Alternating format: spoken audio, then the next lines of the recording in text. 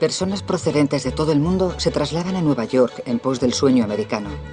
La gran urbe, con su icónico faro, la Estatua de la Libertad y sus imponentes torres, está considerada por muchos la encarnación del sueño propiamente dicho. Un sueño que antaño inspiró a un muchacho malasio. Él siempre decía, me encantaría ir a Nueva York. Y yo le contestaba que estaba muy lejos, pero él insistía, ya, pero a lo mejor un día puedo ir. Una ciudad que atrajo a un empresario francés. La ostentación de las Torres Gemelas las convirtió en parte de mi sueño. Y a una secretaria británica. Tenía la suerte de vivir enfrente. Por un lado veía la preciosa Estatua de la Libertad en el puerto y por el otro mi despacho en el World Trade Center. Era la chica más feliz y afortunada del mundo. Sin embargo, el 11 de septiembre, el atentado terrorista contra las Torres Gemelas transformó el sueño en pesadilla.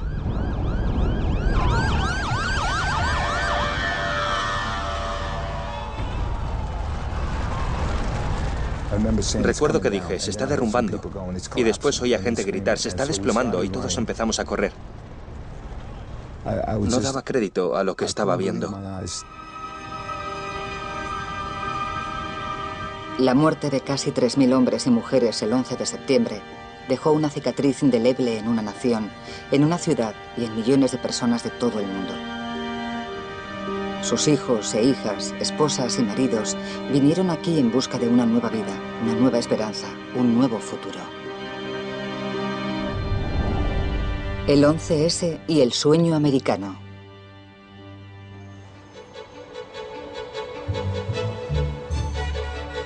Nueva York es una majestuosa ciudad de rascacielos y su arquitectura a gran escala y su grandiosidad siempre hacen mella en los inmigrantes.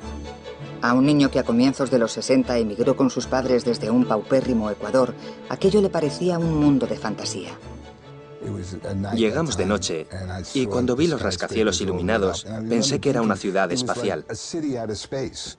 Recuerdo que leía revistas y tebeos donde aparecían esas mismas revistas y me quedaba boquiabierto contemplando los inmensos rascacielos.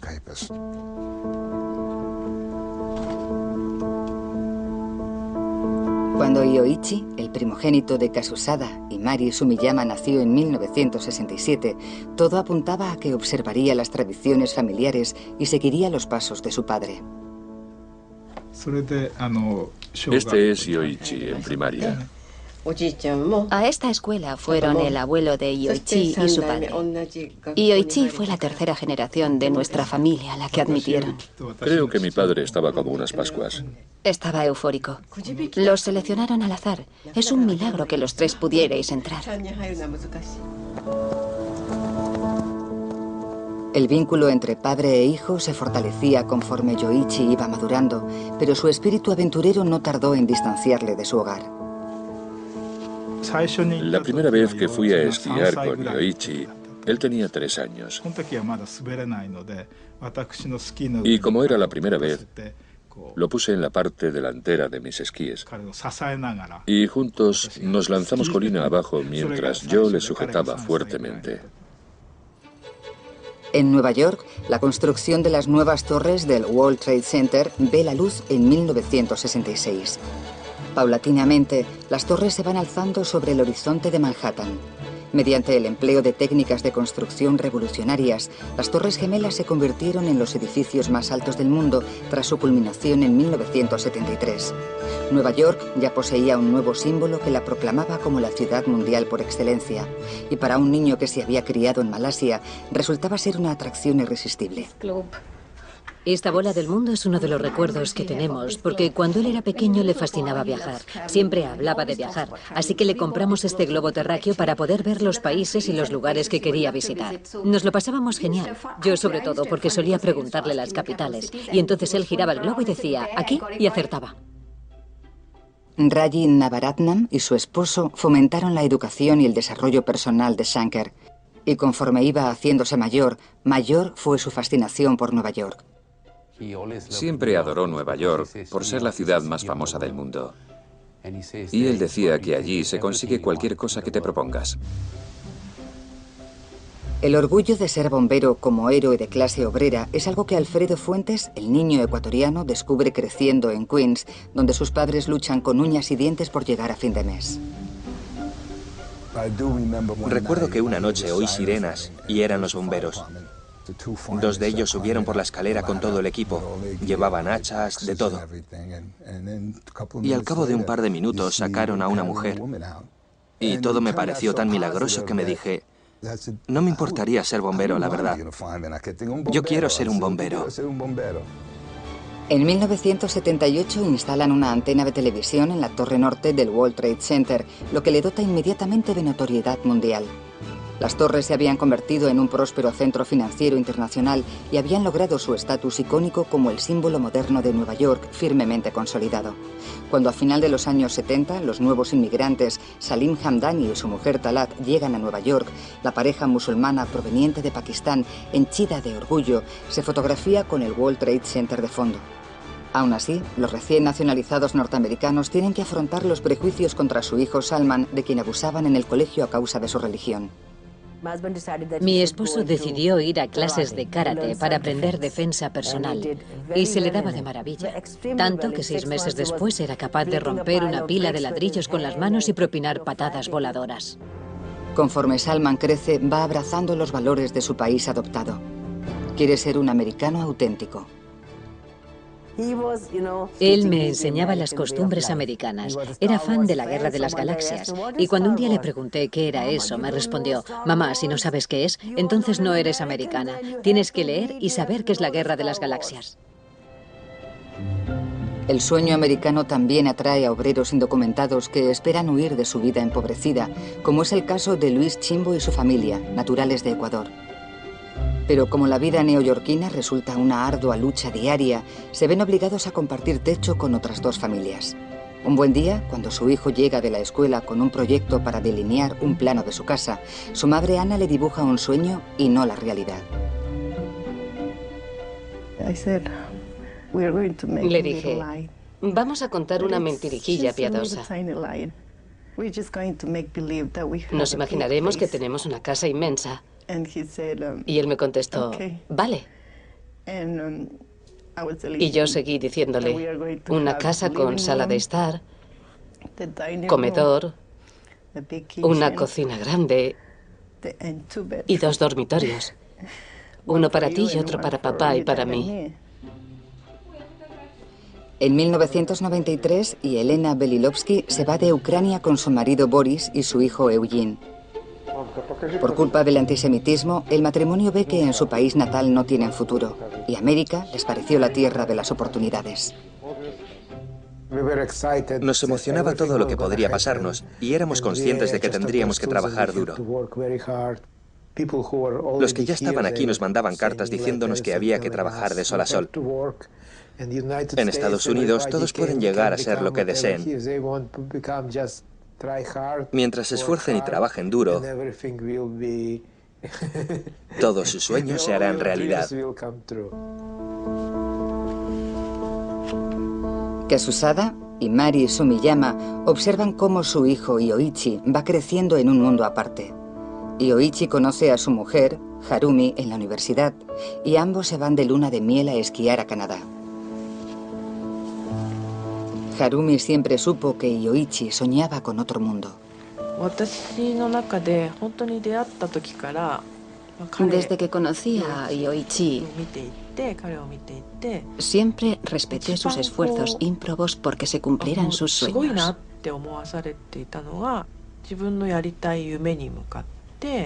Era un trabajador tremendamente concienzudo. Vijay Shankar Paransothi, siendo hijo único, también sueña con otro mundo y con marcharse de su hogar de Malasia.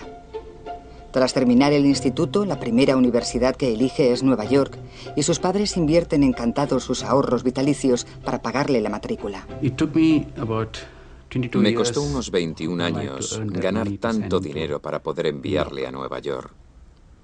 Trabajé mucho y no me arrepiento en absoluto, porque todo cuanto tengo es gracias a él.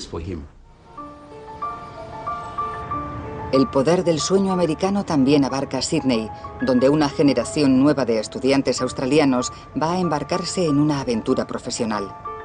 Cuando Steven Thompson se licenció con honores en informática por la Universidad de Sydney, sus padres sabían que sucumbiría a la tentación de irse de Australia.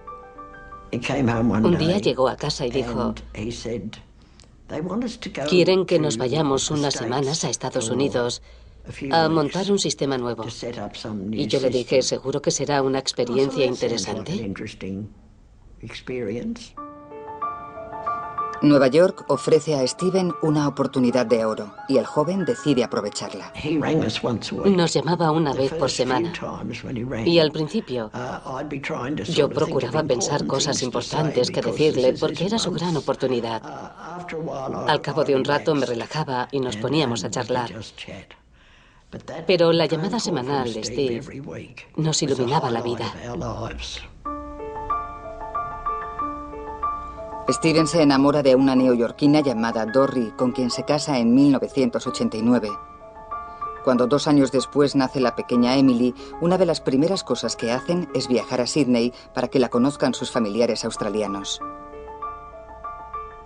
Steven siempre decía, cuando nos íbamos, que le ilusionaba viajar, pero le daba pena marcharse. O sea, que le ilusionaba volver a casa, pero le apenaba marcharse. Así que considerábamos a Australia y Nueva York como nuestros 2 hogares. Pero Ken Basnicki, ciudadano canadiense, no deseaba criar a su familia en Nueva York. Pese a sus múltiples contactos comerciales con Estados Unidos, Ken prefiere erigir cerca de Toronto la casa de sus sueños para su mujer, Maureen, y su familia. Aquí vemos a Maureen caminando hacia la puerta principal de la casa, pero aún no tenemos escaleras. Por aquí se va la entrada principal. Vamos a enseñaros la casa un poco por encima. En 1999, Ken decidió que quería construir nuestra casa ideal. La llamó el Proyecto Milenio. Y ambos pretendíamos que la construyera lo bastante grande como para que nuestros hijos tuvieran sus propias habitaciones y hubiera otras para los amigos que trajeran a casa los fines de semana, que dedicábamos a pasarlos en familia. Y así todos querrían visitar nuestra casa.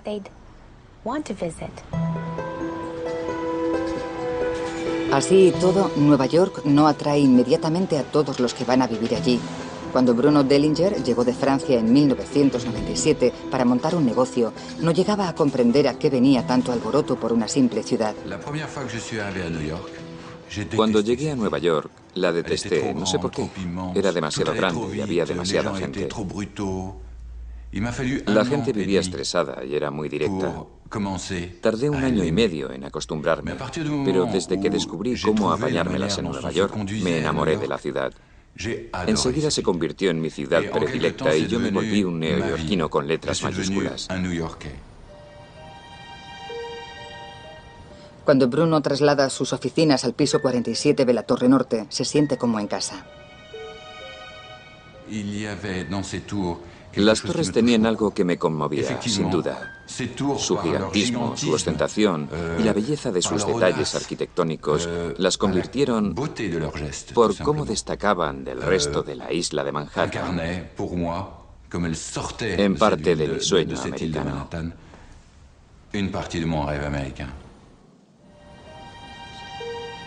En 2000, Vijay Shankar Paramsody consigue un puesto de trabajo en la compañía de seguros Aon, sita en la planta 103 de la Torre Sur, un sueño cumplido que su madre comparte con él. Decía, es maravilloso subir en ascensor y estar dentro del edificio. A diario decía, hemos hecho esto, hemos hecho lo otro, cosas así. Y a través de su mirada, yo adivinaba lo que hacía. Vale, Shankar está aquí mirando por la ventana. ¿Qué estará haciendo ahora? Ya saben, ese tipo de cosas. En el verano de 2001, Yelena Belilovsky ha ascendido a base de trabajo hasta convertirse en vicepresidenta adjunta de Fred Alger Management, en la planta 93 de la Torre Norte. Suponía un gran logro para una madre que había llegado de Ucrania sin apenas hablar inglés. Estaba muy contenta. Se puso a trabajar más si cabe, dado que la gente valoraba lo que hacía. Le concedieron varios ascensos y primas, y a todos les gustaba. Asimismo, el obrero indocumentado Luis Chimbo también aspiraba a triunfar en el mundo. Consiguió un empleo en el restaurante Windows of the World, refugio de hacendosos inmigrantes. Él y su esposa Ana ya podían soñar en facilitarle una buena enseñanza a su hijo. Mi marido y yo pensábamos que los primeros años educativos, los primeros 5 o 6 años, iría a un colegio público. Pero después nos planteamos mandarle a un colegio privado, uno católico. Esa era la idea que teníamos, pero éramos conscientes de que sería muy caro. A Harumi Sumiyama mudarse a Nueva York se le hace cuesta arriba al principio, cuando su marido Yoichi logra su trabajo ideal en Fujibank, ubicado en la planta 80 de la Torre Sur. Habituarse a vivir en Nueva Jersey con 2 hijos pequeños lleva su tiempo, pero ahora se están adaptando bien y albergan grandes esperanzas de futuro.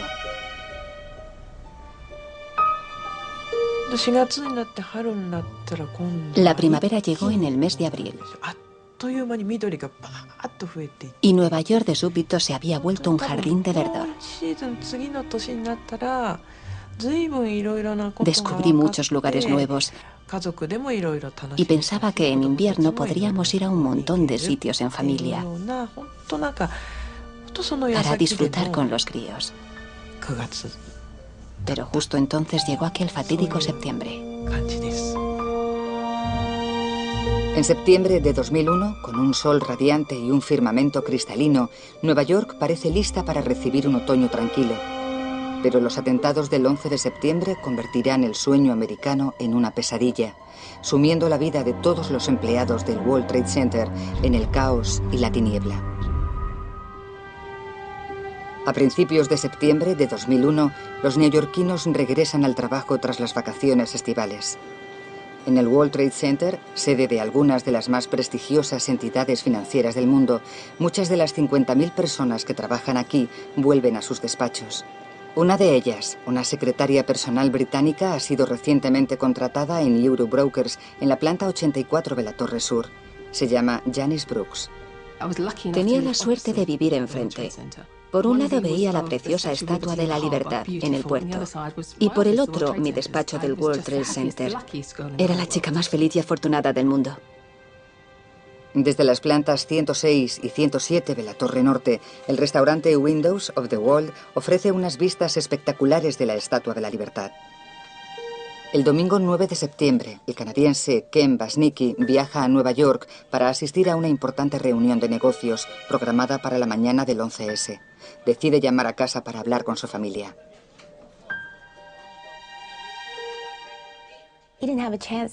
No pudo despedirse de nuestro hijo Brennan, así que nos llamó el domingo por la tarde desde el restaurante y dijo: estoy en la cima del mundo, en un restaurante que se llama Windows of the World, las ventanas del mundo. Cielos, deberíais ver este lugar. Menudas vistas.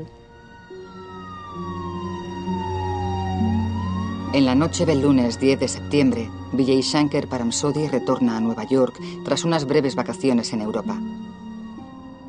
El 11 de septiembre tiene previsto madrugar para ir a trabajar a la compañía de seguros Aon, localizada en la Torre Sur del World Trade Center.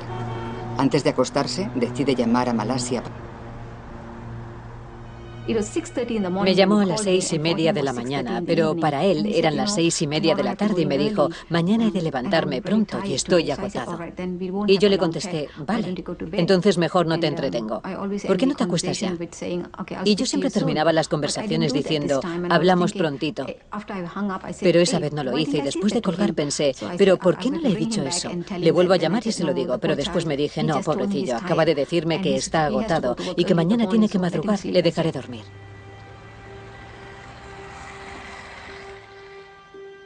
El 11 de septiembre amanece con una mañana preciosa, aunque un tanto rutinaria. Yoichi Sumiyama salió de su casa de Nueva Jersey a las 7 para estar en su despacho de Fujibank en la Torre Sur a primerísima hora. Harumi Sumiyama se quedó en casa con sus 2 retoños, embarazada del tercero. Apenas tenía náuseas matinales, por lo que aquella mañana me sentía un pelín mareada. Pero aún así vi como Yoichi se iba a trabajar como de costumbre. Era una mañana como otra cualquiera.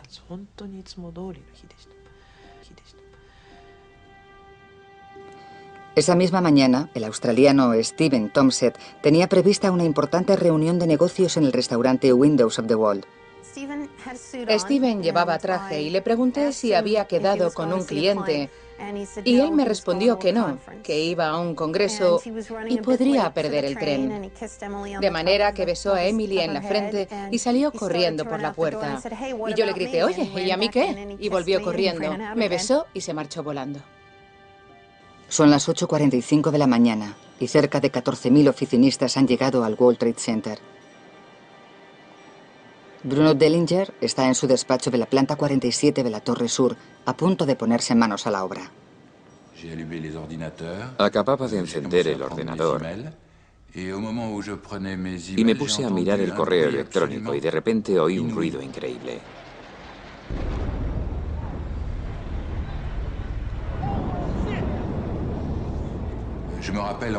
Recuerdo que una de mis colegas tardó por lo menos un minuto en llegar hasta mi despacho, porque la torre se tambaleaba muchísimo. Tuve que sujetar a Susan por los hombros por temor a que se cayera.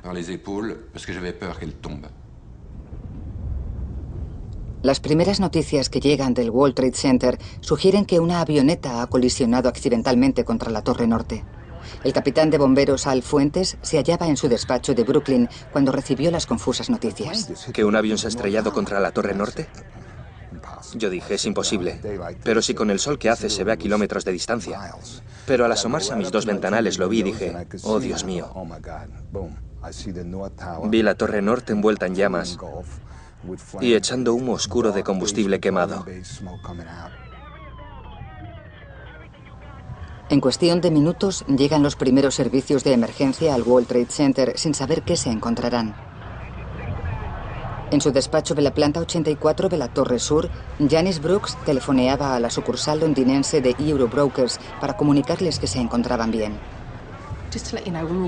Que sepáis que estamos bien. Aquí al lado ocurre algo, pero nosotros nos vamos. En Londres no se lo creían. Al lado ha pasado algo. Por Dios, Janice, un avión ha atravesado el edificio. Salid de ahí.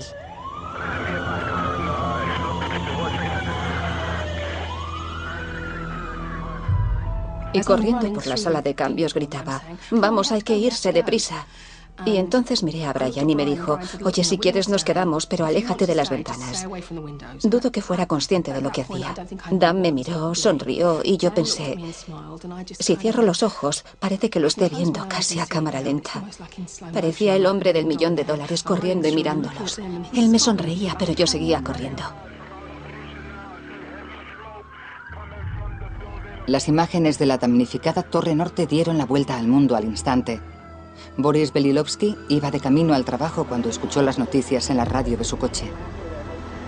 Aquella mañana había llevado a su esposa y Elena a la estación del tren como de costumbre para llegar a su despacho de la planta 93 de la Torre Norte. A Boris le preocupaba sobremanera que esa fuera la torre del accidente. El corazón me dio un vuelco y pensé, no, tengo que parar. Tengo que llamarla, porque es algo muy inusual y extraño. Por lo que la llamé unas cuantas veces y daba tono, pero no cogía a nadie. Las líneas de la oficina estaban saturadas. Dorry Thompson está en casa viendo el desarrollo de los acontecimientos. Su marido Steven tiene prevista una reunión de negocios en el restaurante Windows of the World. Le mandé un email y me contestó. Me puso, estoy en el World Trade Center, justo encima del piso siniestrado. Yo le pedí que siguiéramos en contacto porque estaba de los nervios. Y él me mandó un mensaje que decía, nos han ordenado quedarnos aquí. Y después otro que ponía, pon la CNN y manténme al corriente. A estas alturas, la noticia del incidente del World Trade Center revestía mayor gravedad. En todo el mundo la gente está pegada a la televisión. En Tokio eran las 10 de la noche y la familia Sumiyama estaba viendo el telediario nocturno. Lo primero que vimos fue una imagen de un edificio en llamas. Y luego oímos al presentador decir que el edificio más alto del mundo estaba ardiendo.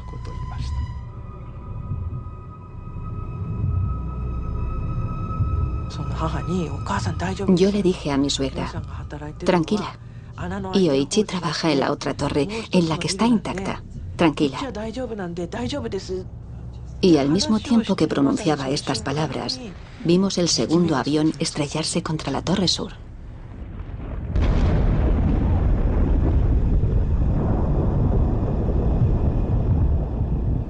Morin Vasnicki desconocía lo ocurrido hasta que encendió la televisión. Encendí la televisión justo cuando el segundo avión impactaba contra la segunda torre. Imagínense mi sorpresa siendo teniente de aviación. ¡Qué horror! Los aviones no se estrellan contra los edificios. Me quedé helada. Pero cuando reaccioné me dije, un momento, Ken está precisamente en el World Trade Center.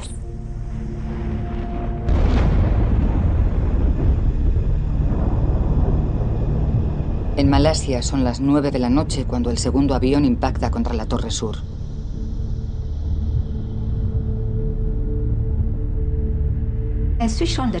Encendí la tele. Y cuando vi lo ocurrido, me quedé de piedra, no podía ni moverme. Al cabo de unos segundos, llamé a su casa, marqué el número de su casa y daba señal, pero no lo cogía. Así que le llamé al móvil, pero nada. Pero cuando llamé a la oficina y no contestó nadie, pensé, Sanker ha escapado. No está allí. Está a salvo. De modo que me alegré hasta cierto punto, pero por dentro estaba angustiada.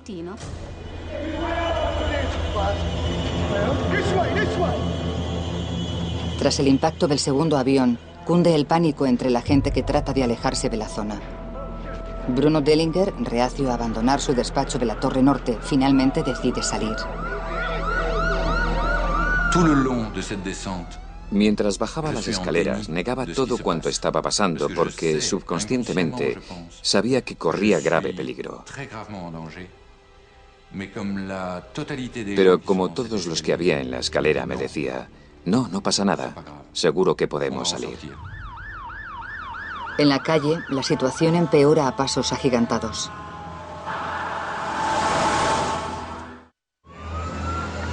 Todos los servicios de emergencia recibieron una llamada de auxilio. Muchos de ellos se dirigieron hacia el World Trade Center desde todas las partes de la ciudad. Talat Hamdani sabía que su hijo, Salman, sería uno de ellos. Él era de los que ayudaban. Era el primero que se prestaba voluntario. Estaba titulado y llevaba más de un año trabajando para la compañía de ambulancias.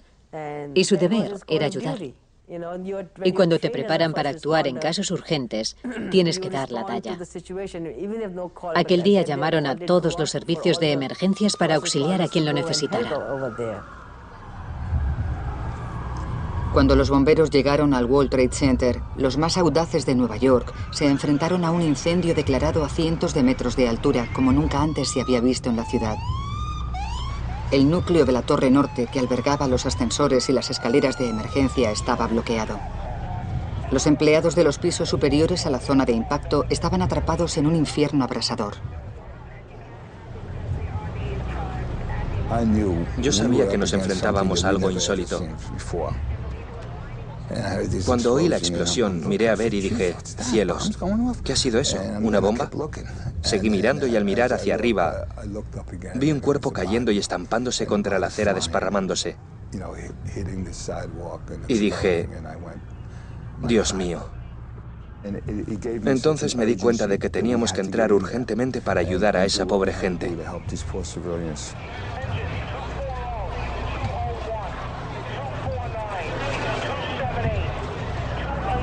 Ana Soria vio las noticias horrorizada.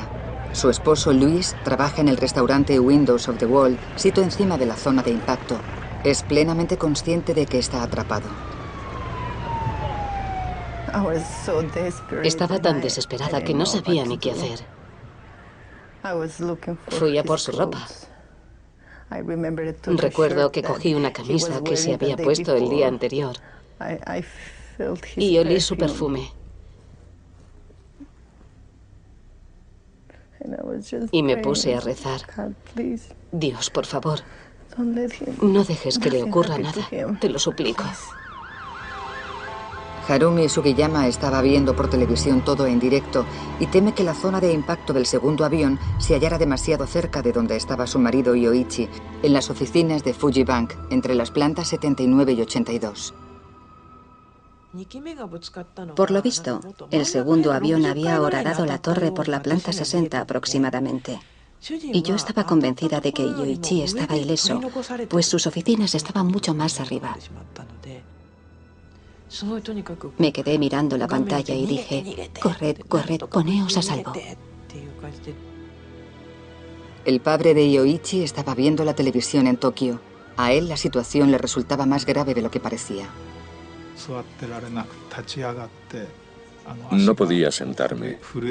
Me levanté y las piernas me temblaban sin control. No podía creerme que mi hijo estuviera exactamente en el mismo edificio que acababa de ser destrozado. No daba crédito.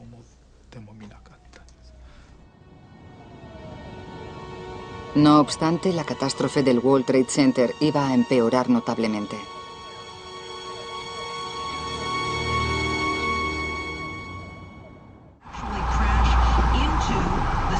Conforme la vasta operación de seguridad y rescate en el World Trade Center comenzaba a surtir efecto, Nueva York se paró en seco. Boris Belilovsky vio desarrollarse los acontecimientos desde su trabajo.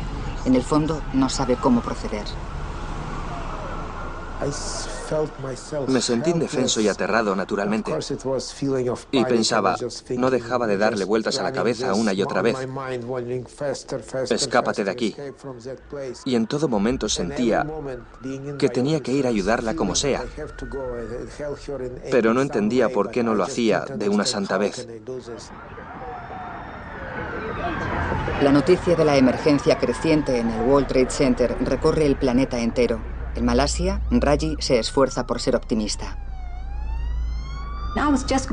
Estaba pegada a la televisión pensando, Sanker, te lo ruego, llámame, por favor, llámame, esperando que sonara el teléfono y pudiera oír la voz de Sanker. Pero no, esperaba y esperaba, pero no me llamó. Entonces caí en la cuenta de que algo podría haberle pasado, puesto que si no, Sanker me habría llamado. Él sabría que estaría preocupada por no haberme llamado. Así que lo primero que pensaría sería, mi madre estará preocupada, él es así. Maureen Basnicki no había recibido noticias de su marido, por lo que llama a su madre, que vive en Toronto, a ver si ella sabe algo de su hijo. Sabía que él llamaría a su madre y le diría, mamá, al parecer en un tono sosegado. Estoy en Nueva York, en la planta 106, en el Windows of the World. La sala está llena de humo y el techo está bloqueado. Y no sé cómo voy a salir. Las líneas no funcionaban. Así que su madre fue la última que habló con él. La planta 106 se conoce como la planta de los saltadores. Fue estremecedor que la gente decidiera saltar.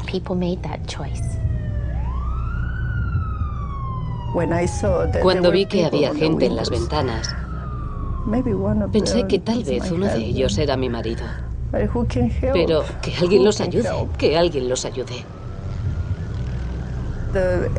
Los helicópteros iban a aterrizar en la azotea. Dios mío, Señor, ¿dónde estás? Por favor, ayúdalos. Están impotentes. ¿Por qué está pasando esto?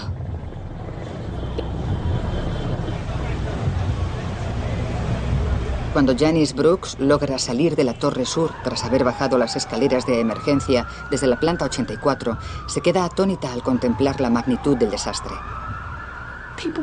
La gente estaba de pie en la calle, mirando hacia arriba y preguntándose qué puñetas había pasado.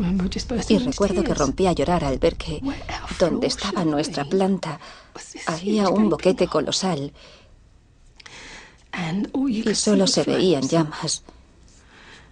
Y lo peor es que me puse a pensar en la gente que acababa de ver allí mismo.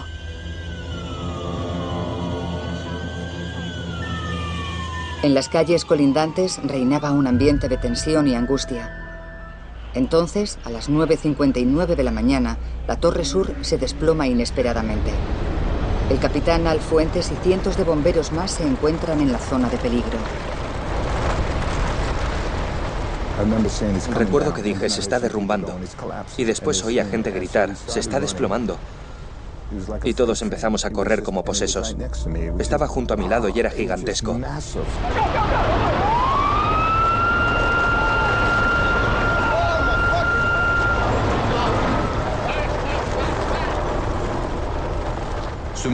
Aquel monstruo venía hacia mí con los tentáculos extendidos y me dije, ¿qué voy a hacer? ¿Corro o me quedo quieto? El tiempo parecía pasar a cámara lenta. Entonces, respiré hondo y me devoró. Todo se volvió oscuro, más oscuro que la noche.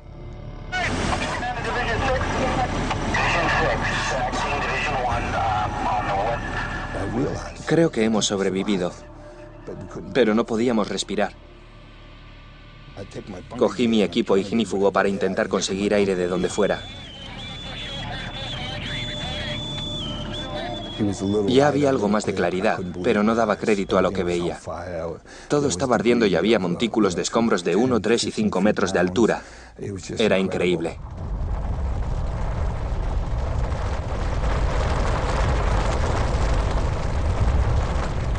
Ana Soria contemplaba el derrumbe de la Torre Sur horrorizada. No quería ni pensar en lo que le ocurriría a la torre contigua, aún de pie, consciente de que su marido continuaba atrapado cerca de la azotea, en el restaurante Windows of the World. Vi las torres desmoronarse. Y decía, no.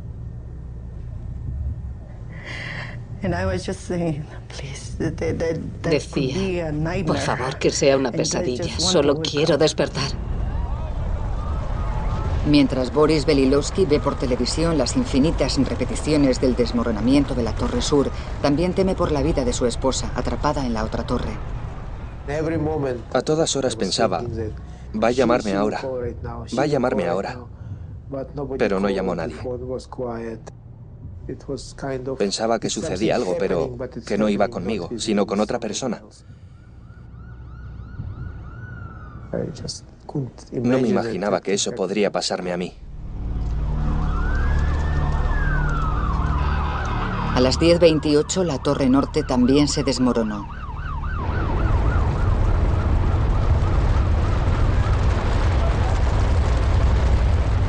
Para Janice Brooks, que acaba de llegar a su piso situado enfrente del World Trade Center, continúa la pesadilla. Fue como un ruido que nunca antes había oído, como un estruendo seguido de golpecitos chirriantes.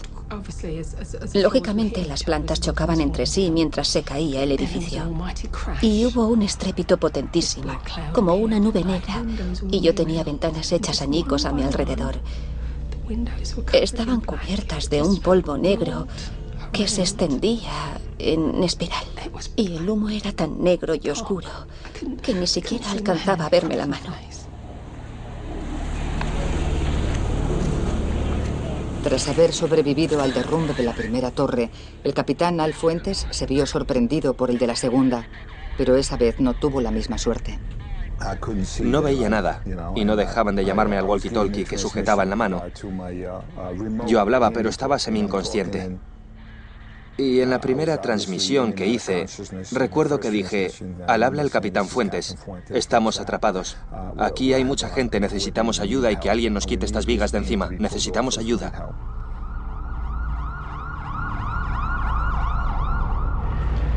Bruno Dellinger se hallaba también en la zona de peligro después de haberse salvado por los pelos tras la caída de ambas torres. Aturdido y confuso, se encontró vagando por la calle y decidió regresar a su casa.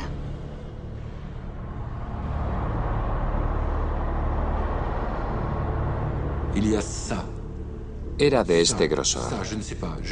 No sé, estuve caminando durante cientos de metros por una especie de nieve. Y cuando estaba cerca de casa, como por arte de magia, me entró una llamada de mis padres. Y le conté a mi madre todo lo que había estado guardándome dentro.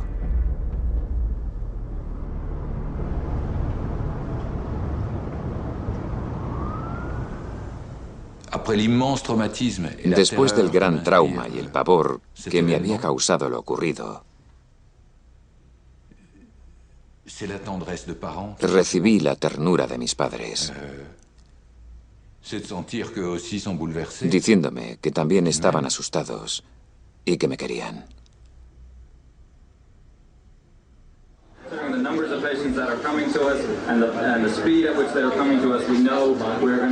La noticia del desplome de las Torres Gemelas se recibió con incredulidad en toda Nueva York y en todo el mundo.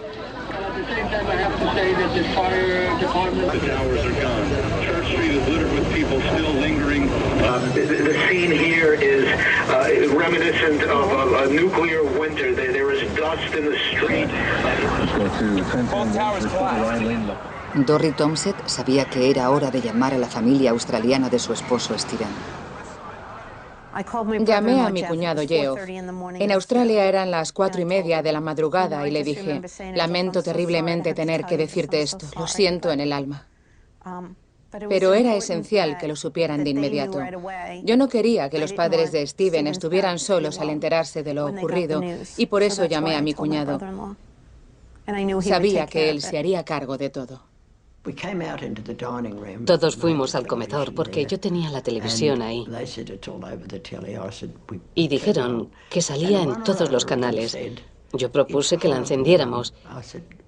Y uno de ellos dijo: es horrible, mamá. Y yo dije que había que verla. Así que la encendieron. Y creo que no lloré casi nada. Puede que porque estaba conmocionada.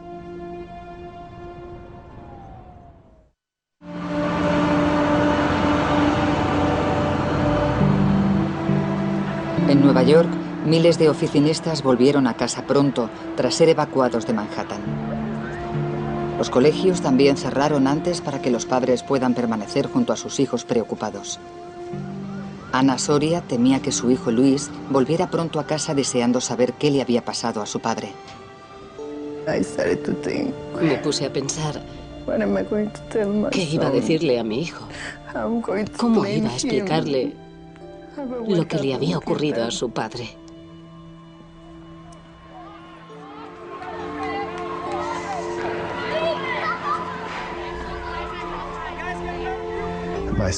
Mi colegio estaba a unas 15 manzanas de mi casa y salí corriendo de allí.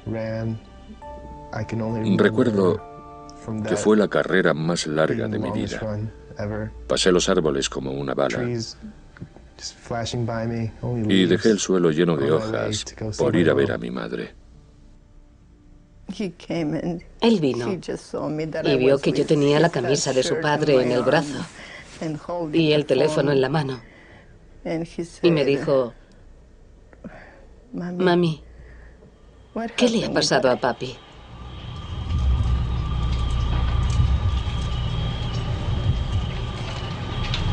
Resultó evidente que el desplome catastrófico de las torres pudo haber matado a miles de personas, pero en cuanto se desvaneció el polvo, se montó un operativo de seguridad y rescate con el fin de encontrar supervivientes. El capitán Alfuentes permaneció 2 horas sepultado con vida bajo los escombros y las vigas de acero. De repente, un bombero oyó la radio de Fuentes y escarbó bajo los escombros para ver de qué se trataba. Dijo: aquí hay alguien, y empezó a gritar. Y yo le contesté. Les costó un buen rato quitarme la viga de encima. Tuvieron que quitarme un par de cosas. Me sacaron con dificultad y pidieron una camilla metálica. Y me tendieron en ella. Yo creo que farfullaba. y un chico me puso la mano en la cabeza, presionándola. Ellos creían que no lo contaría.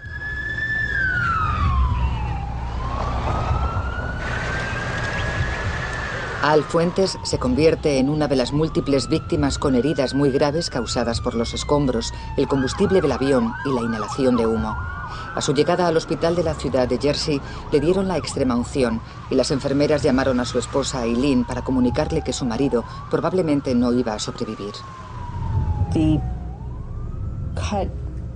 El corte o herida empezaba aquí y se extendía por toda su cabeza hacia atrás. Y supongo que, pese a que llevaba el pelo corto, le habían afeitado esa parte, que era un corte tan profundo que parecía que le habían arrancado la cabellera. Yo los observaba mientras lo suturaban y lo tenían conectado a todas las máquinas.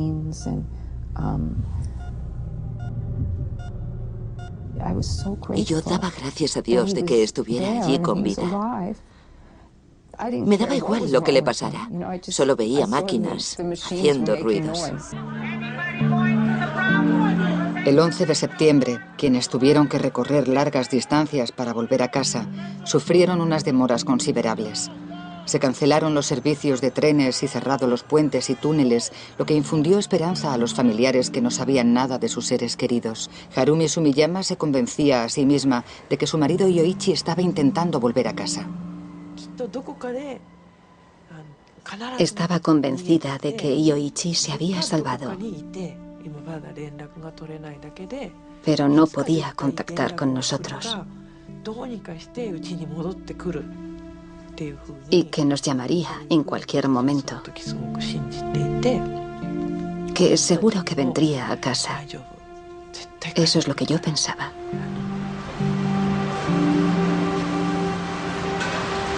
Talat Hamdani sabía que su hijo Salman podría haber ido al World Trade Center a colaborar, pero como no había tenido noticias de él, estaba sumamente preocupada. Como por la noche no había venido a casa y tampoco nos había llamado, empecé a preocuparme mucho.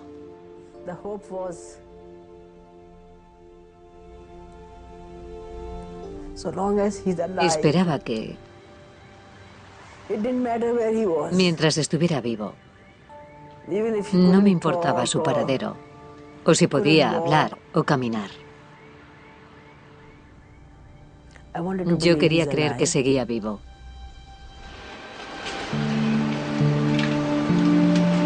En la frenética búsqueda de supervivientes que tuvo lugar durante varios días, aún restaba un rayito de esperanza de hallar a alguien con vida en medio de tanta muerte y destrucción en lo que ha pasado a llamarse la Zona Cero.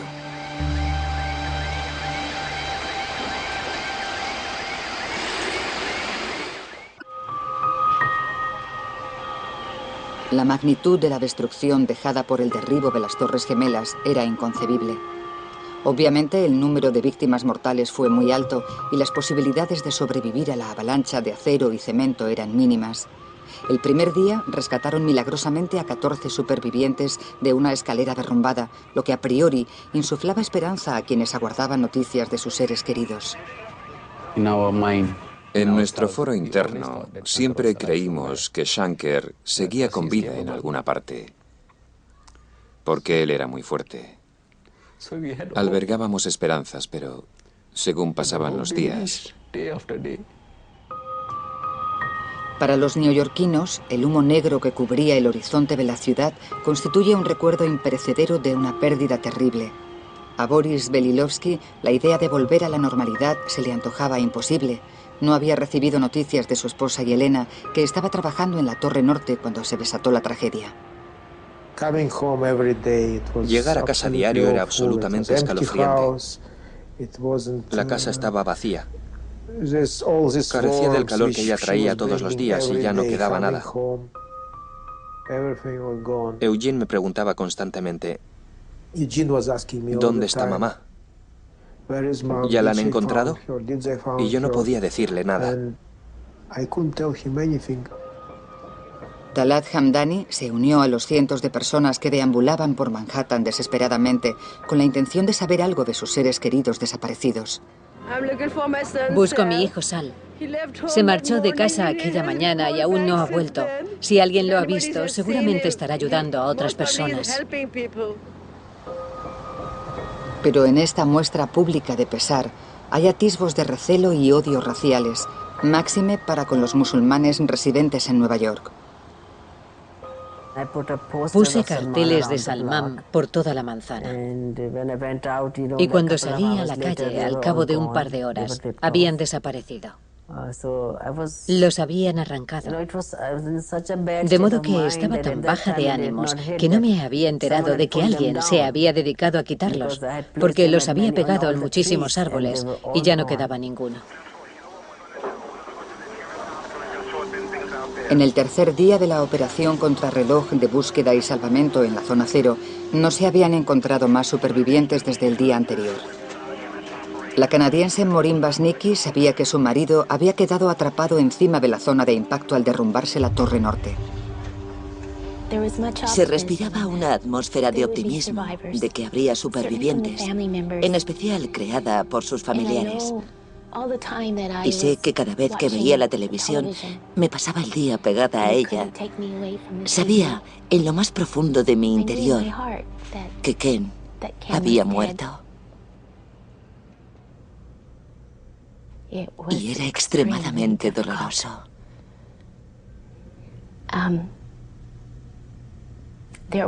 En ocasiones pensaba que no podría soportar tanto dolor. Ana Soria estuvo esperando durante días alguna noticia sobre su marido Luis. Ana sospechaba que él era de los que habían quedado atrapados en la azotea de la Torre Norte cuando ésta se desmoronó y comprendió que tenía que preparar a su hijo de 12 años para lo peor.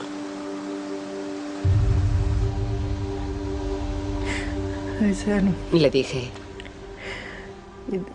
ya han pasado 5 días, cariño, y no sabemos nada de papi. Tan solo te pido que seas fuerte por si acaso papi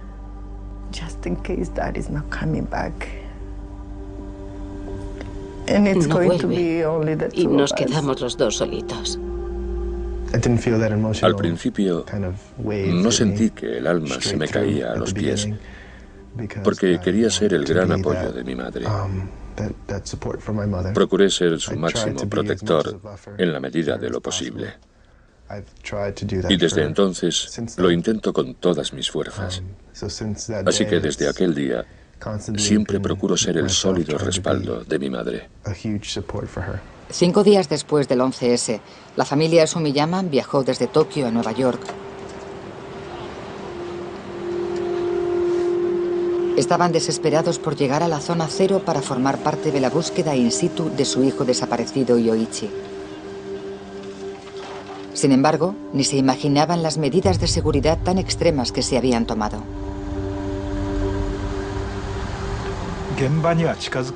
No nos permitieron entrar en la zona cero. Si hubiera podido, habría buscado a Yoichi con mis propias manos. Incluso habría llevado mascarilla y guantes por si acaso.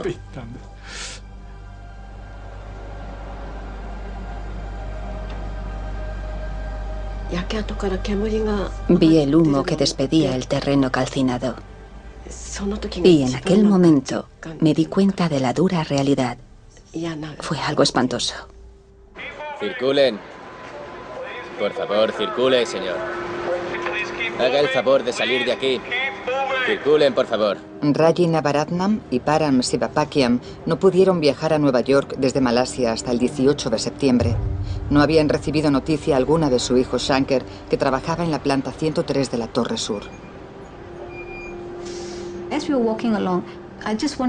Mientras caminábamos alrededor de la zona cero, me dieron ganas de suplicar a uno de los policías que me dejara entrar. Soy madre y mi hijo está ahí dentro. Va a salir todo cubierto de polvo y las gafas quizás se le hayan roto o algo parecido, pero saldrá y me dirá, mamá, estoy aquí. Y yo pensaba, Dios mío, yo creo en los milagros. ¿Obrarás este por mí? ¿Me concederás este? No. Y mientras me alejaba de allí, supe que mis posibilidades eran cada vez más escasas. Pero pensaba, vas a salir, Sanker, vas a salir. Pero nada. Es mi cumple. Y estamos a punto de cenar con los abuelitos. Ellos ya están fuera, pero nosotros queremos ver lo guapa que está Emily. Y después iremos a cenar.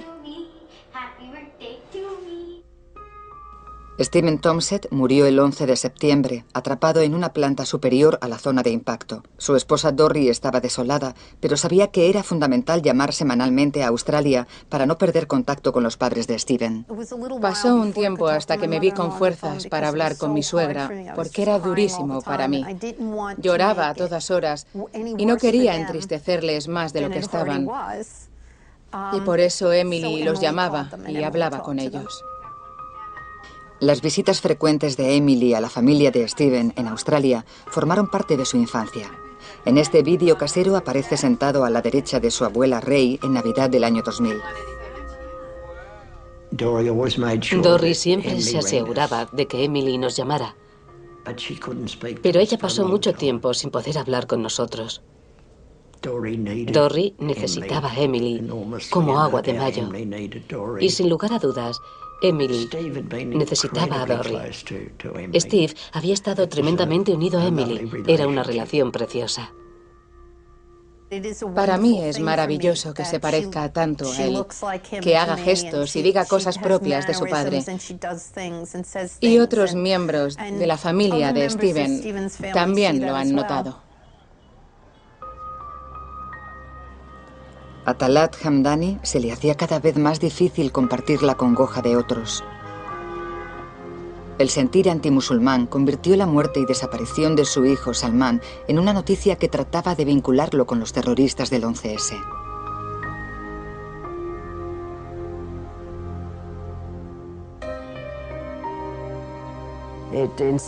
Insinuaba que Salman, en realidad, no murió en las Torres Gemelas, sino que guardaba relación con los atentados, que era uno de los terroristas. Perdimos un hijo. Fuimos a buscarlo. Pero en lugar de invertir todo nuestro tiempo y energía en buscarlo e intentar asumir la cruda realidad de que había fallecido, tuvimos que defender su honor y nuestra fe, diciendo que no era terrorista y que ni siquiera los conocía. Claro que era musulmán, pero ser musulmán no es pecado. También se oyeron lamentos por la pérdida de las Torres Gemelas. El francés Bruno Dellinger adoraba su despacho neoyorquino de la Torre Sur y su pérdida le afectó más de lo que hubiera imaginado. Iba por la carretera que lleva a Manhattan. Iba conduciendo. Y en el fondo estaba convencido de que iba a ver las torres, de que estarían allí. Por dentro estaba destrozado y no por perder algo personal, me da lo mismo. Lo cierto es que no me interesaba el dinero. Todo cuanto he hecho ha sido por la belleza que entraña y considero que una vida bella es una vida próspera. Lo que me gustaba del World Trade Center era su belleza, su armonía, y ya no están. 2 semanas después del 11S, Nueva York parece ir volviendo a la normalidad.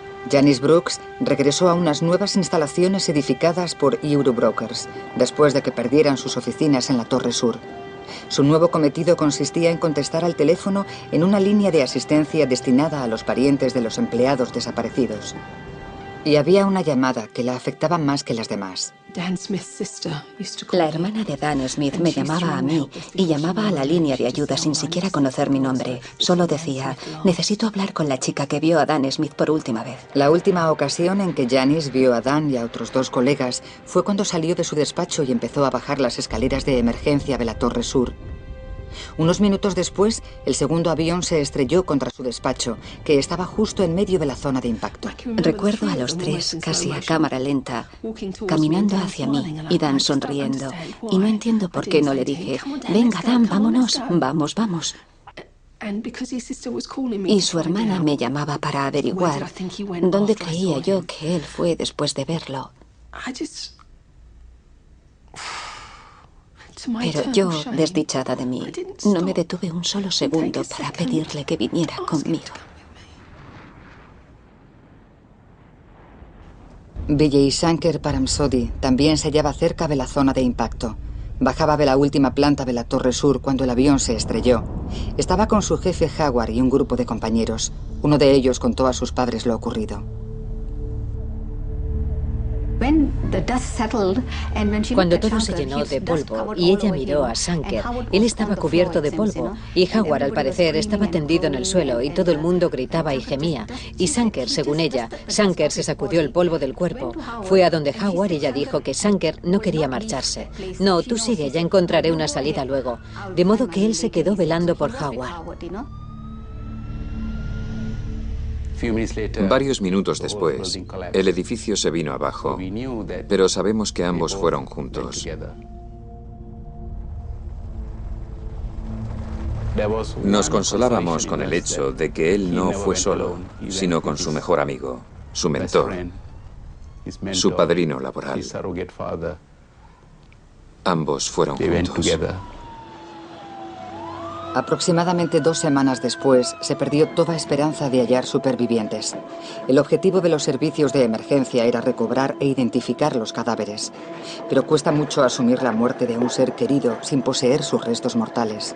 Por tanto, cuando el rabí de Boris Belilowsky propuso que la familia celebrara una misa funeral para su esposa y Elena, todos se quedaron de piedra. Ellos no podían creérselo. Y yo le dije a mi rabí, no podemos celebrar un funeral. No tenemos su cuerpo, tal vez esté viva. ¿Cómo sabe usted que los funerales son para los muertos, pero ella puede que esté viva? Y él dijo, bien, si está viva, ya lo celebraremos después. Pero debemos respetar la tradición y organizar un entierro en su honor. En plena búsqueda de cadáveres, se remitieron partidas de defunción a los familiares de los desaparecidos que aún no habían sido identificados. La finalidad de dicho documento despertó preciados recuerdos y profundos pesares en los padres de Yoichi Sumiyama.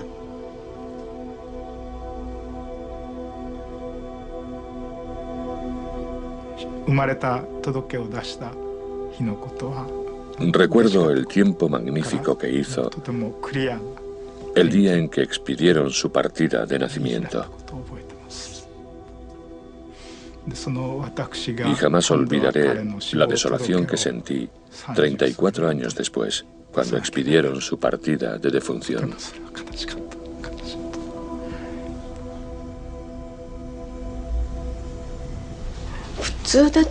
En circunstancias normales, la funeraria y tus propios hijos se ocupan de pedir la partida de defunción. Pero al volverse las tornas, aquel día precisamente fue cuando aprendí la palabra homicidio.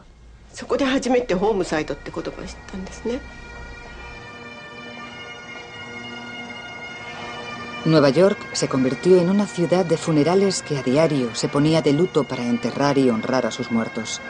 Mientras que a muchos de los 343 bomberos los despidieron como héroes, otro bombero heroico, el capitán Al Fuentes, se debatía entre la vida y la muerte. Estaba en estado crítico y había entrado en coma, pero varias semanas después, su esposa Eileen vio signos de esperanza. Recuerdo que él no podía hablar, pero sí escribía cosas. Se le ponían los ojos en blanco de tanto medicamento y perdía la conciencia y volvía en sí. Se ponía a escribir, pero yo no entendía la letra. Pero un día sí la entendí y dije, ¿ha escrito pronóstico? Sí, y yo decía que intentaría decirle lo que había escrito y le preguntaba, ¿has escrito pronóstico? Cada vida salvada representaba una victoria simbólica que ayudaba a Nueva York a recuperarse de su tragedia. Pero familias de todo el mundo que habían perdido a sus seres queridos tuvieron que convivir con las profundas cicatrices emocionales dejadas por el 11S. La búsqueda de un nuevo sentido a la vida puso a prueba la capacidad de aguante de muchos familiares. La búsqueda del sueño americano de una vida mejor que atrajo a Anna Soria y a su familia a Nueva York parecía totalmente perdida después de que su esposo Luis, un obrero indocumentado, resultara muerto el 11S. Anna y su hijo no tenían dinero ni personalidad jurídica en los Estados Unidos. Presa de la desesperación, fue a ver a una abogada. Conocer a Debra Brown Steinberg supuso un punto de inflexión para su futuro y el de su hijo.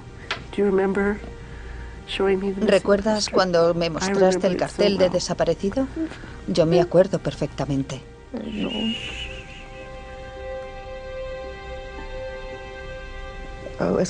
Yo traje una carpeta con toda la información.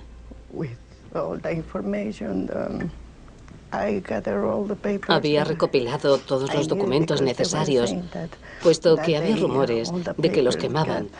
Y yo tenía que encontrar alguna prueba de que él estaba allí. Ella no hablaba nuestro idioma, o lo chapurreaba, y yo no hablaba el suyo. Me quedé mirándola y derramó una lágrima sobre el rostro de su marido. Y acto seguido sacó la fotografía con la mano. Fue entonces cuando supe que, aun cuando no pudiera hablar con ella, la comprendía y haría todo lo posible por ayudarla. Gracias a Debra, el sueño de Anna y su esposo de procurar una buena enseñanza a su hijo Luis se mantuvo vivo. Tengo fotos de mi marido en el comedor.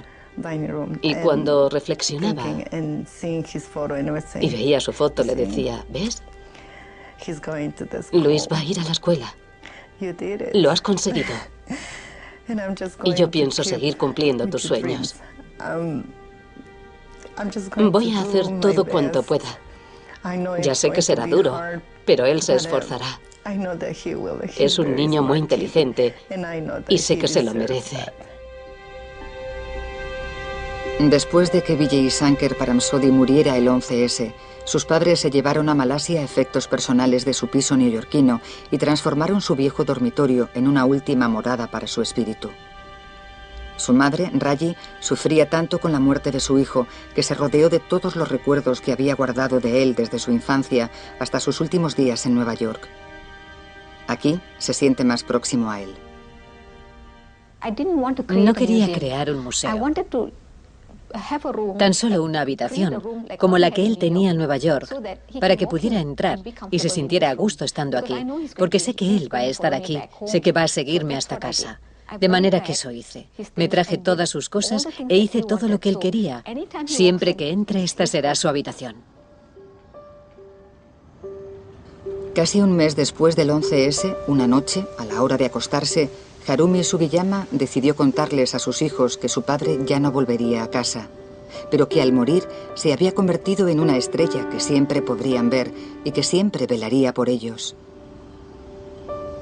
Todos juntos miraron al firmamento a ver si lo encontraban.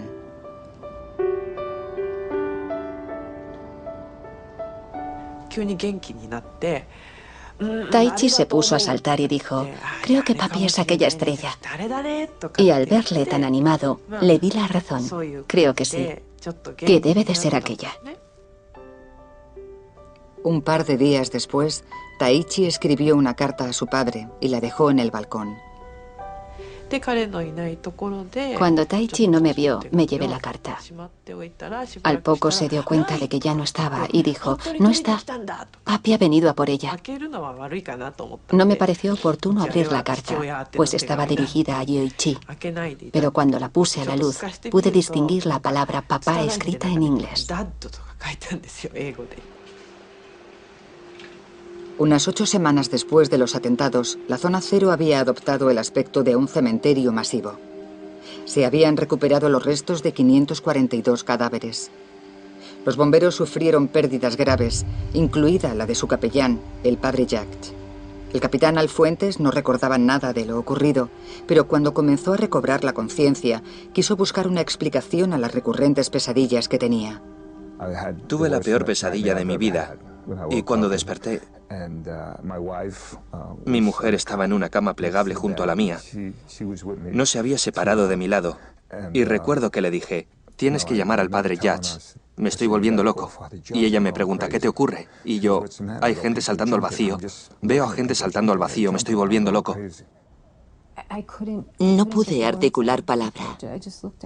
Me quedé mirándole y empecé a llorar.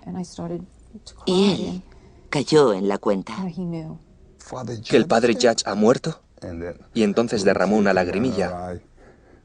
Y yo no pude contenerme y me eché a llorar.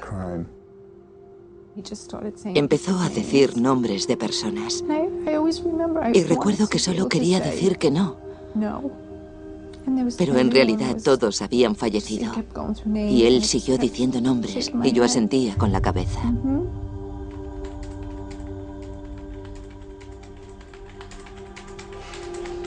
Bruno Dellinger sobrevivió al atentado del World Trade Center.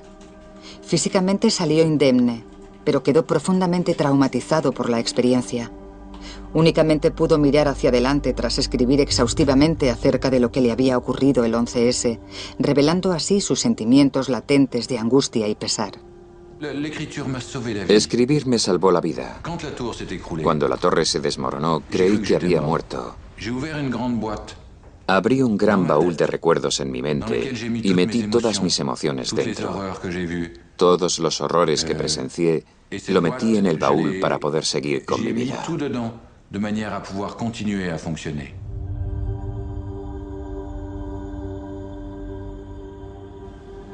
Para la superviviente Janice Brooks, volver a la normalidad también resultó mucho más complejo de lo que imaginaba. En la oficina, de 6 a 12 meses, tuvimos psicólogos que se paseaban por los despachos y me preguntaban, ¿cómo te encuentras hoy, Janice? ¿Cómo te sientes? Y cosas así. Y yo, claro está, quería hacerme la dura y decía, no necesito ayuda, gracias, estoy bien. Quería guardar la compostura y eso, y al cabo de unos 6 meses tuve que claudicar y decir, ya no puedo más, no sé qué hacer. Estaba tan segura de que podía superarlo yo solita. En fin, soy inglesa y sabemos mantener el tipo. No sé, sentí que estaba defraudando a la reina, pero al final tuve que decir, por favor, que alguien me ayude.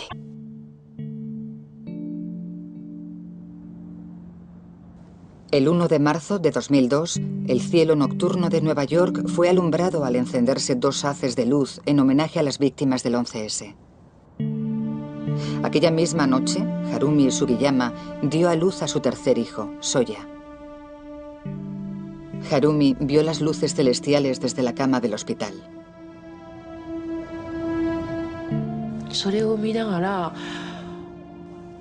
Cuando divisé las luces de la zona cero, me quedé lívida. Me dije, se acabó. He de asumir que ha llegado la hora. Simultáneamente, Soya había nacido. Y era como si Ioichi nos estuviera diciendo, tranquilos, podéis encontrarme aquí. Aquí estoy. Y por eso creo que hallaron su cuerpo. 3 semanas después del nacimiento de su hijo, los restos de Yoichi, marido de Harumi, fueron identificados. Ella llamó a su suegro, residente en Tokio, para transmitirle la noticia.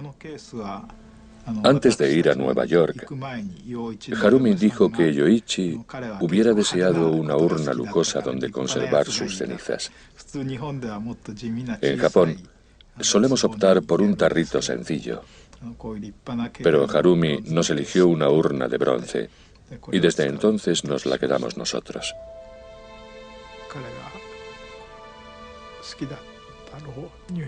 Yo quería enseñar a Yoichi el Nueva York que él tanto amaba. Así que metí la urna en una mochila y lo llevé a Battery Park, donde los cerezos estaban en plena floración.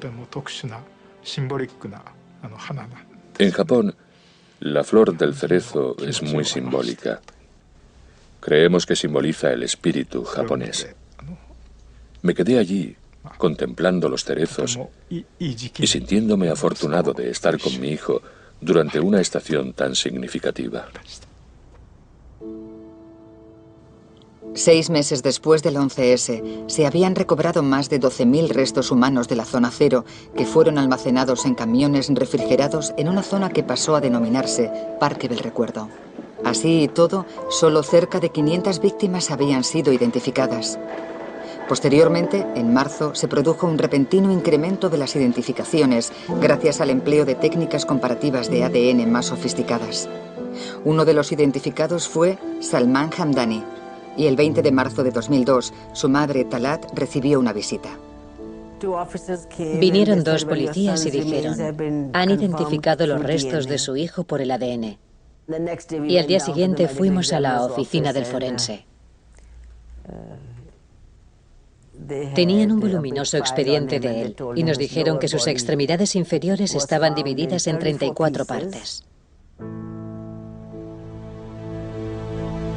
La confirmación de la muerte de Salman fue un golpe muy duro para Talat y su esposo Salim. Desde el 11 de septiembre, Salim había empezado a dormir en la sala, porque la entrada principal da directamente a la sala, y él decía que esperaba a Salman y que no quería cerrar las puertas a cal y canto, porque Salman no tendría llave al regresar a casa. Por eso, cuando nos confirmaron que era él, creo que Salim se derrumbó del todo.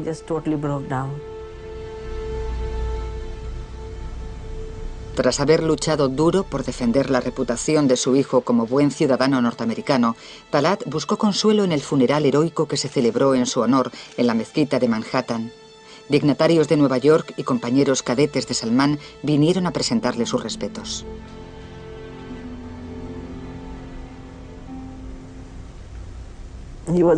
Era fan de la Guerra de las Galaxias.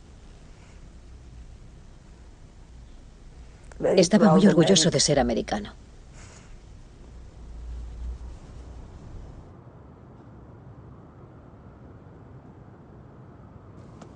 Por primera vez en 47 días, las operaciones de limpieza se interrumpieron cuando el 28 de octubre de 2001 se celebró en la zona cero una misa funeral para todos los credos y confesiones.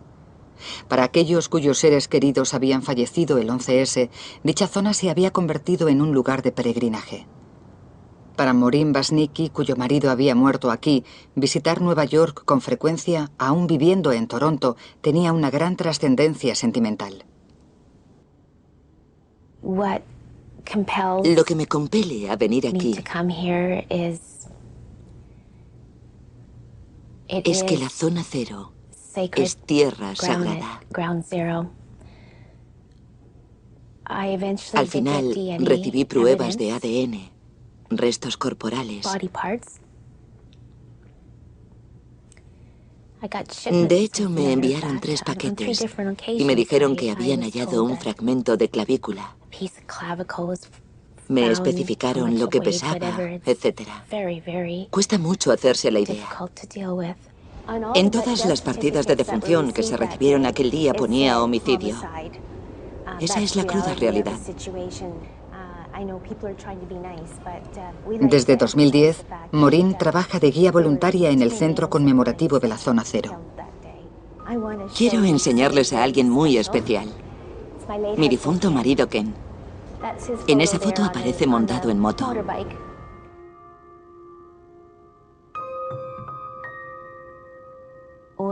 Cuando estoy aquí abajo, me siento más fuerte para hablar con él, por así decirlo.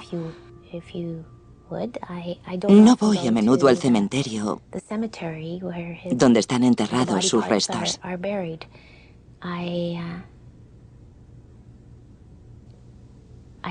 Aquí en Nueva York le siento más cerca y puedo mantener una conversación más directa con él.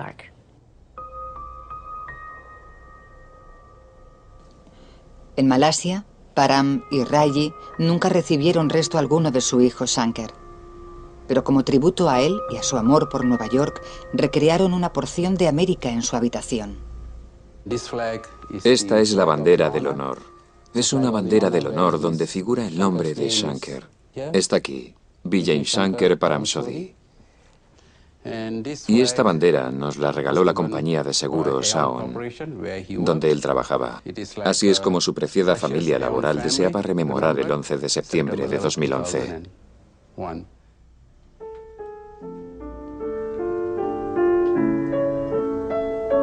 Mari Sumiyama también siente la presencia de su hijo perdido Yoichi, sobre todo cuando toca el piano.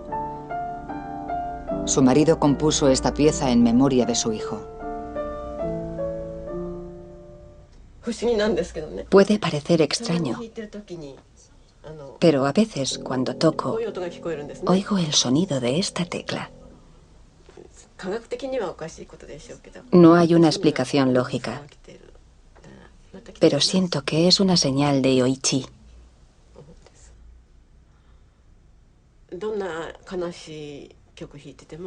Por muy triste que sea la melodía, cuando oigo ese sonido, me siento colmada de calidez.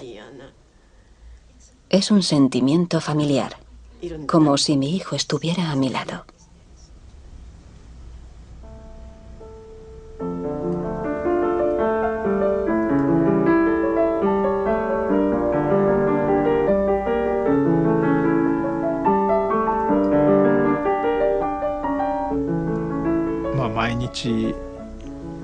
Conservamos los restos de Yoichi dentro de casa para que podamos sentir su presencia todos los días.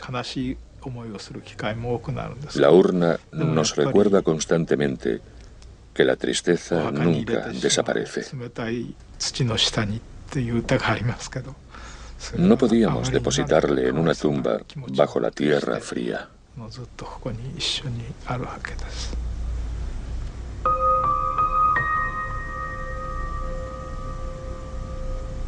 La vida de Anna Soria mejoró mucho tras conocer a su abogada, Debra Brown Steinberg. Con ayuda de Debra, Luis, el hijo de Anna, gozaba de una buena enseñanza y va camino de cumplir el sueño americano de ella y de su marido. Pero cuando en 2007 Luis se marchó de casa para ir a la universidad, Anna necesitaba el consuelo de su marido. Veo a mi marido en sueños. Ese es el único lugar en el que puedo hablar con él, abrazarlo, reírme con él.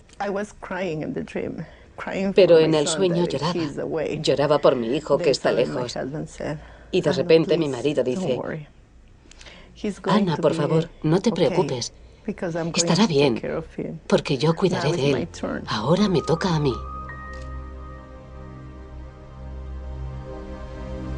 Ana y Luis empezaban a disfrutar de la nueva vida con la que habían soñado y que creían perdida para siempre después del 11S.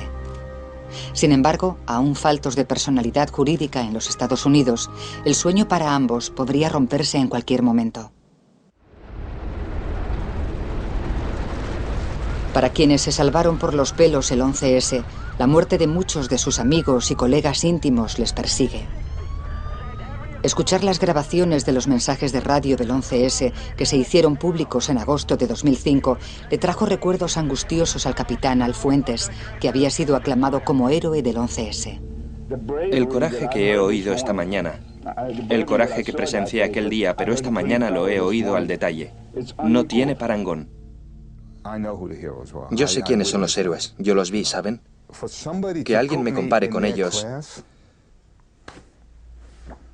Caray, es semejante a... Ese es el sueño americano para un niño español que no sabía hablar inglés y que veía trabajar a los bomberos. Harumi Sugiyama regresó a Tokio con sus 3 hijos un año después del 11S. Al igual que la mayoría de las familias del 11S, su hogar alberga tributos especiales para su esposo Yoichi. Su hijo pequeño, Soya, ahora tiene 10 años. Esta es una foto mía de cuando era un bebé, estando en América.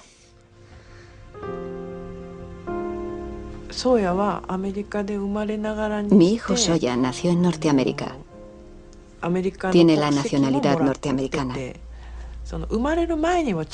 Cuando estaba embarazada de Soya, mi marido dijo: cuando este niño nazca, nacerá en Norteamérica y podrá tener nacionalidad norteamericana.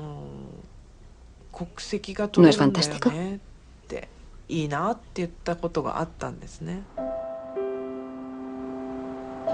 En un cementerio del condado de Westchester, en el estado de Nueva York, Boris Belilowski ha dado sepultura a su esposa Yelena.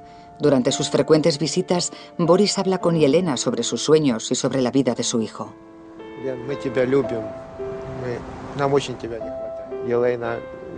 Yelena, te queremos. Te echamos de menos.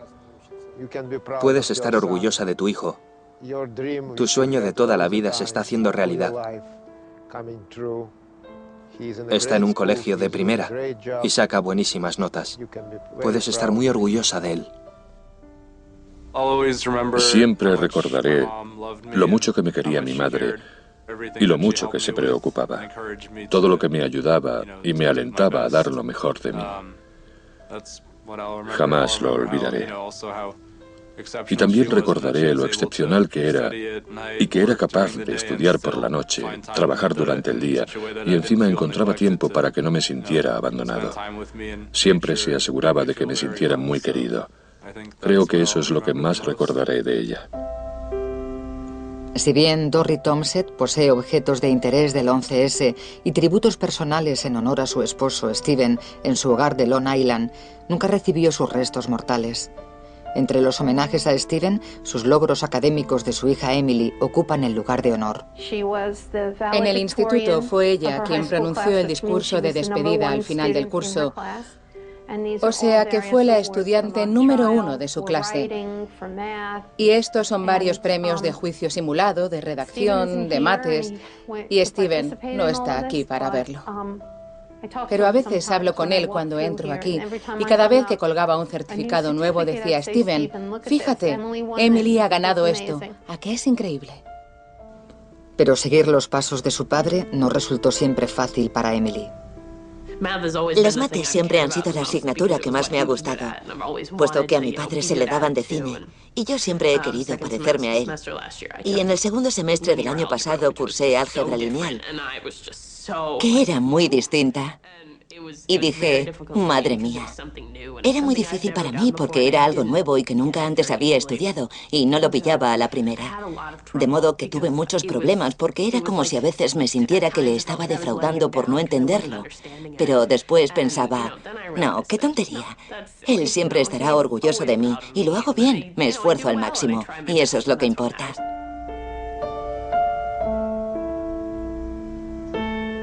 Ana Soria está llevando una nueva vida en Nueva York. Acaba de obtener la titulación necesaria para ejercer de repostera y está viviendo el sueño que les trajo a ella y a su marido a Norteamérica. Estaba sorprendida de haberlo logrado y al mismo tiempo estaba contentísima porque no era fácil, pero tampoco imposible.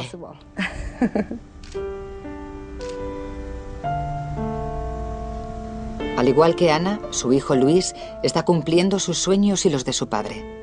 Luis está a punto de licenciarse en fotografía artística por la Universidad de Siracusa. Uno de los proyectos que tengo entre manos está en ciernes y creo que seguirá tal cual hasta que pueda visitar la tierra natal de mi madre. No sé si puedo llamarla mi tierra natal. Nunca he estado allí. No sé, no lo recuerdo. Hace muchísimo de eso. Y mi proyecto consiste en mi madre, básicamente. Es una especie de homenaje a ella. Con el apoyo incondicional de la abogada Debra Brown Steinberg, tanto Luis como su madre esperan convertirse en ciudadanos estadounidenses, lo que significará el paso definitivo en la hazaña de la familia por lograr el sueño americano. Me alegro de estar aquí mismo. Y ambos lo llevamos bien. Yo sigo a su lado. Pero ahora ya sé que no tengo que ser, en fin, tan fuerte como antes o tan fuerte como yo pensaba que era.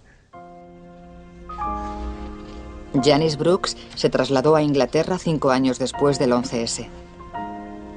Un libro especial que conmemora a sus compañeros de Eurobrokers fallecidos el 11S constituye un recuerdo positivo de los amigos que Janice perdió aquel fatídico día. No es que sea la mejor fotografía de él, la verdad, pero es preciosa. Y se aprecia el hombre tan íntegro que era. Y era un buen amigo.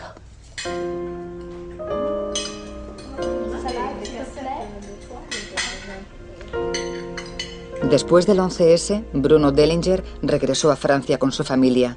Viven en las afueras de París, pero Bruno sigue soñando con volver a Nueva York. Me gustaría volver a aquellas torres.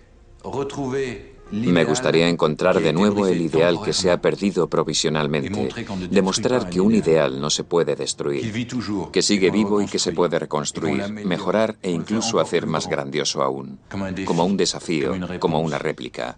Ese es mi sueño.